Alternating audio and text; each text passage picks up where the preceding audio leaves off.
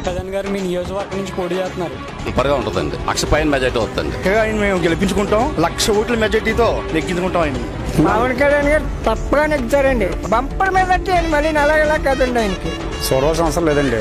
తిరిగి ఉండదు. ఇంకా యూతే కాదు పెద్దలు కూడా పైకి కాపాడకుండా లోపల సక్క పెడుతున్నారండి. మాకైతే పవన్ కళ్యాణ్ గారికి 199% అండి. చూడవలసిన అవసరం లేదు. మాకు నియోజకవర్గంలో నెంబర్ 1 క్యాండిడేట్ అని లెక్కేసుకుంటాం. ఇప్పటికైతే 50,000 మెజార్టీ పైన నెగ్గుతాడండి. గన్సాల్ట్ ఆయనకైతే బ్రహ్మాండంగా ఉంటుంది. 1,00,000 ఓట్ల మెజార్టీ అవుతాడు మహానుభావుడు. పిఠాపురం నియోజకవర్గంలో పవన్ కళ్యాణ్ గారు ఎంపీ టికెట్ 2 టికెట్లు కూడా బంపర్ మెజార్టీ వచ్చారు. డబ్బులు అవసరం ఏమి లేదండి. ఇక్కడ డబ్బులు ఎవరు తీసుకోరు. ఏరియాలోనే పిఠాపురం తాలూకాలో డబ్బు అనేది ఎవరికి అవసరం లేదు. ఓడించడానికి ఎంత డబ్బు ఇచ్చినా పవన్ కళ్యాణ్ గారు ఓడించడానికి ఇక్కడ ఎవరు ఉండరు. ₹1,00,000 ఇచ్చినా కూడా తీసుకుని పవన్ కళ్యాణ్ గారిని గెలిపిస్తారు. పేదల గురించి ఆయన ఎక్కువ పాటు పడుతున్నారండి. 5 పైసలు స్వార్థం లేనివాడు. సొంత సొమ్ము ఖర్చు పెట్టి ప్రజాసేవ చేస్తున్నాడు. అలాంటి వస్తే సీరియటీ మంచి ఎత్తండి. పెదల్లో ప్రజాసేవ మంతుడండి ఆయన.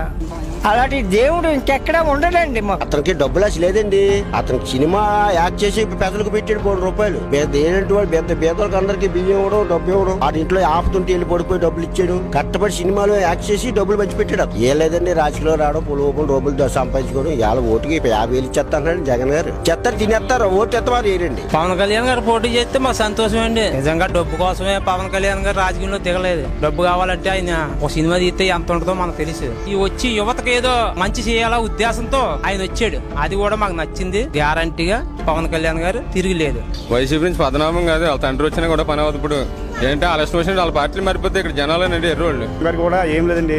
మేము వెళ్తేనే వరం గారు, మేము వెళ్ళకపోతే ఇంకొక వరం గారు ఎక్కడున్నారా?